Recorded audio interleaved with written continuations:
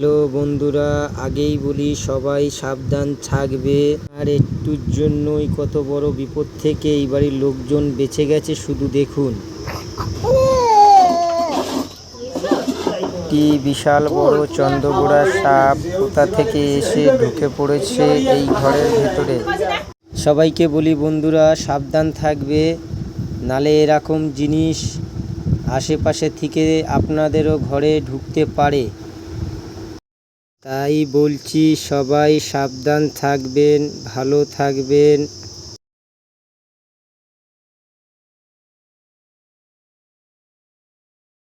এরকম বিষাক্ত সাপ যদি কেউ মেরে থাকো, আগে ভালো করে পুড়িয়ে নেবে, তারপরে জায়গা দেখে ফেলবে।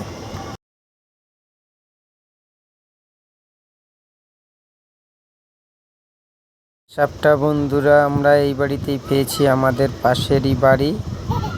আমাদের ডেকে এনেছে, তো তারপরে সাপটা দেখে আমরাও অবাক হয়ে গেছি। চন্দ্রবোড়া সাপ, পাশেই দেখো ঠাকুর ঘর। বিশাল বড় একটা বিপদ ঘটে যেত আজকে যদি সাপটা চোখে না পড়তো।